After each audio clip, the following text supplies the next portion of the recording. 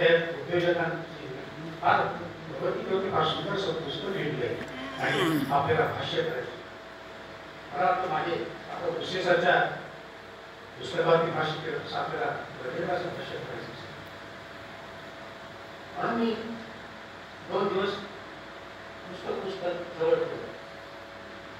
पण नंतर यांचा फोन आला, भरपूर जण बोलणार आहेत, तुम्हाला फक्त साधच होईल. मग मात्र मी रात्रभर पुस्तक वाचलं. मला सांगतो 3:30 वाजेपर्यंत 3:30 पुस्तक वाचल्यानंतर मी माझ्या मनात असा प्रश्न पडला की नेमकं याचा कोणत्या टॉपिकवर करतो.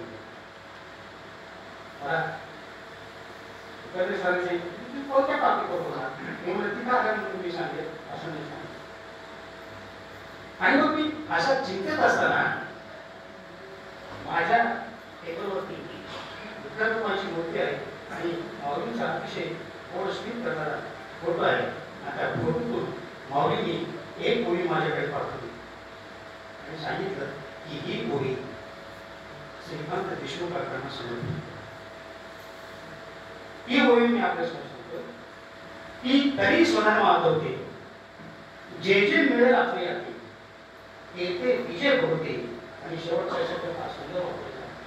किती ज्ञानवंत असतात, प्रज्ञावंत असतात तरी त्याला खाट जमिनीवर आणणारा हा शब्द, अहंकारातून एकदम जमिनीवर आणणारा हा शब्द माऊलीची भाषा अतिशय गोड आहे. तरी स्वधर्म आठवते जे जे मिळेल आपले आहे तेथे विजय भोवते सन्मान येतो. आणि हा राजयोग हे पुस्तक वाचत असताना ही ओळी मला तंतोतंत लेखक आहे असं दिसतं.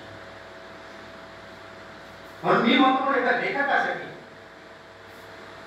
तरी स्वधर्म आठवते याचा अर्थ काय तर आचरण करून, स्वधर्माचं आचरण करून जे जे तुमच्या अनुभवातून तुम्हाला जे मिळेल ते तुम्ही इतरांना सन्मानाने सांगा.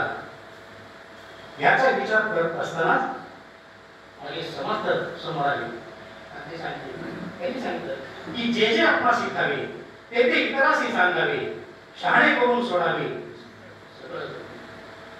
आणि हे होत असताना माझे तुकोबा चिपळ्या वाजत वाजत माझ्याकडे आले आणि त्यांनी सांगितलं आम्ही वैकुंठवासी आलो याची कारण अशी आणि बोलले जे ऋषी साचे वर्तावर. मला वाटतं हा राजयोग.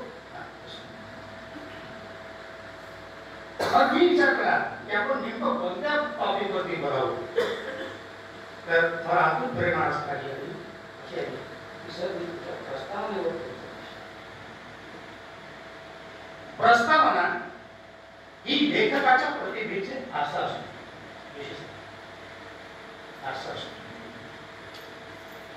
आरशा बाबतीत एक असं सांगितलं जातं अगर आईने में चित्र के जगह अगर चरित्र दिखने लगे तो 99% आईने टूट जाएंगे.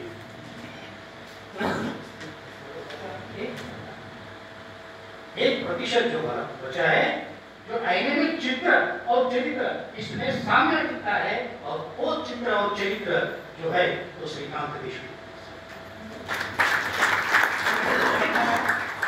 प्रस्तावना वाचत असताना आणि मुळात ते उद्योजक आहेत,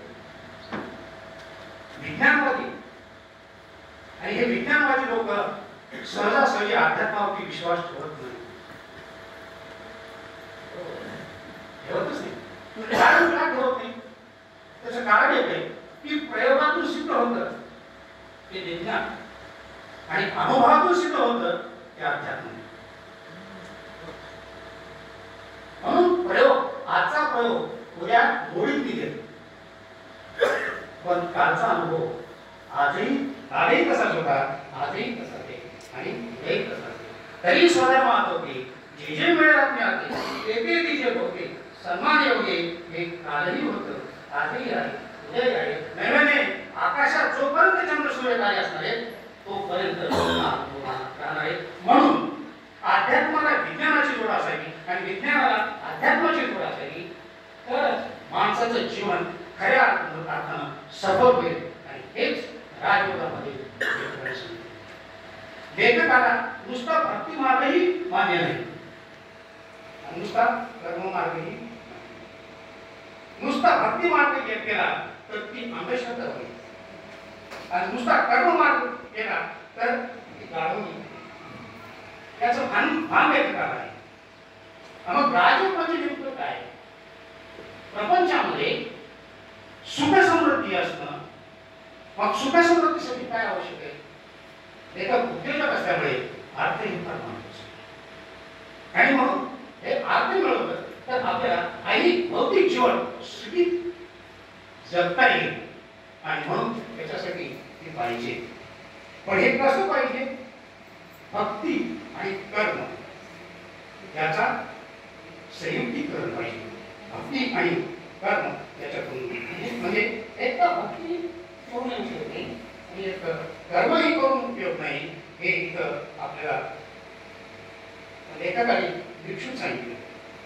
आता भक्ती आणि कर्म याच्यातला अद्वैत म्हणजेच राजयोग आहे. आजची भौतिक जीवनशैली जर आपण पाहिली तर त्यांनी राजयोग ही सात संकल्पना मांडली असं माझं वैयक्तिक मत. कारण का की आपल्याला खरोखरच पैशाशिवाय आपण एक बोट टाकू शकत नाही, परंतु हा पैसा कोणत्या मार्गाने मिळतो म्हणून रजतम आणि सात्विक अभी तो सुरुवात हुई.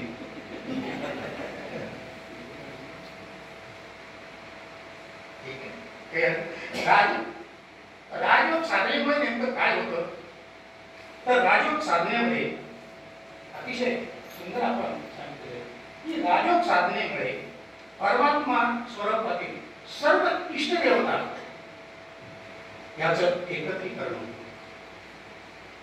म्हणजे याचा अर्थ असा तुम्ही मसुरा पूजा, महेश पूजा, महालक्ष्मी पूजा ही महाराज सगळ्यांचा मार्ग कुठे जातो तर ते परमात्मा ईश्वराच्या जवळ जातो. हे लेखकाने अनुभव सांगितले. त्यांचा 33 वर्षाचा अनुभव ते बोलतोय. म्हणजे हे काही नुसतं पुस्तकी ज्ञान नाहीये, हे अनुभवातून सिद्ध झालेलं ज्ञान आहे आणि म्हणून मला हे पाठ. आता लेखकांनी अतिशय आत्मविश्वासाने सांगितलेलं. मला असं वाटत होतं की सर योग असा आहे की 16 आम्ही आपल्या आपल्या पुस्तकावरती आणि 16 ही संख्या फार आवश्यक आहे, फार महत्वाची आहे. 16 ही संख्या